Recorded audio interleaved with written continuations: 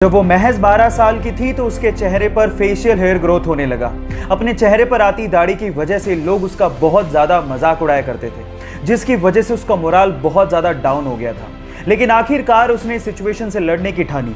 उसने अपनी चेहरे पर आती हुई दाढ़ी को अपनी शख्सियत का हिस्सा मानते हुए इसे ही अपनी पहचान बनाने का फैसला किया और आखिरकार वो आज इंग्लैंड की फेमस ब्रिटिश मॉडल हैं और लोग उन्हें बीडेड वुमेन के नाम से जानते हैं। उनका नाम है हरनाम कौर। गाइस, लोग आपके बारे में क्या सोचते हैं ये आप लोग ही तय करते हैं, इसलिए आप जैसे भी हैं रिस्पेक्ट योरसेल्फ।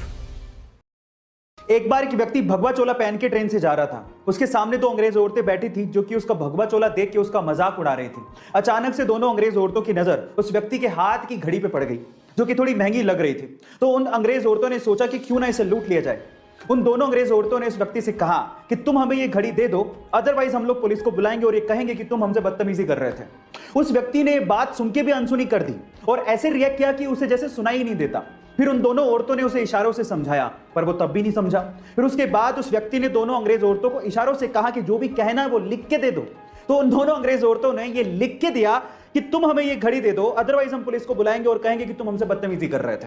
जब लिख के वो पर्ची व्यक्ति को पकड़ाई तो व्यक्ति ने पर्ची पढ़ी और उसके बाद बोला कि अब पुलिस को बुला लो। गाइस, वो व्यक्ति जानते हैं कौन थे? वो व्यक्ति थे स्वामी विवेकानंद। उसका जन्म मुंबई के एक चोल में एक स्टंटमैन के घर पे हुआ। पिताजी को काम के इतने पैसे नहीं मिलते थे, इसीलिए वो चाहते थे कि उनका लड़का कम से कम पढ़ लिख कर एक नौकरी लग जाए। इसके लिए उसने इंजीनियरिंग की पढ़ाई पूरी की।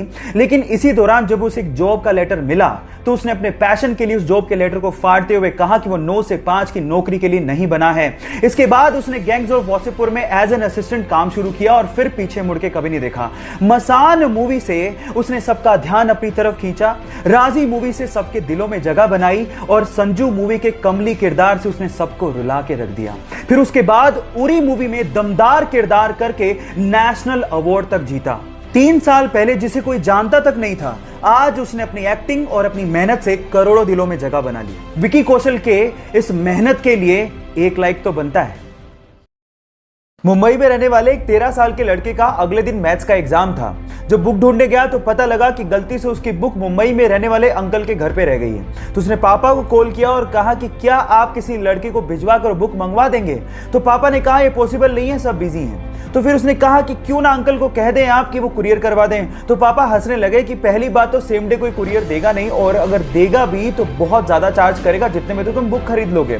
तो इसी प्रॉब्लम का सॉल्यूशन उसके दिमाग में आया। उसने सोचा कि क्यों ना एक स्टार्टअप शुरू किया जाए जो कि सेम डे पिकअप करे और सेम डे डिलीवरी करे और वो भी कम चार्जेस में। 8 महीने की मेहनत के बाद उसने एक कंपनी शुरू की और देखते ही देखते वो कंपनी करोड़ों की कंपनी बन गई। Yes, I am talking about papers and parcels and उस 13 साल के लड़के का नाम है तिलक मेहता। गाइस, यहां सीखने लायक बात यह है कि आइडियाज कभी भी उम्र के मोहताज नहीं होते। एक बार किसी रिपोर्टर ने रतन टाटा जी से सवाल पूछा कि सर, आपके रहते हुए एशिया के सबसे अमीर इंसान मुकेश अंबानी जी क्यों हैं? तो उन्होंने बड़ा ही सुलझा हुआ और दिल छू लेने वाला जवाब दिया। उन्होंने कहा कि हम इंडस्ट्रियलिस्ट हैं और मुकेश अंबानी जी बिजनेसमैन हैं। हम ये नहीं चाहते कि इंडिया इकोनॉमिकल सुपर पावर बने, बल्कि हम ये चाहते हैं कि ये देश, ये इंडिया खुशहाल नेशन बने। और इसी सपने को पूरा करने के लिए रतन टाटा जी अपने पैसों का अधिकतर हिस्सा चैरिटी में डोनेट कर देते हैं।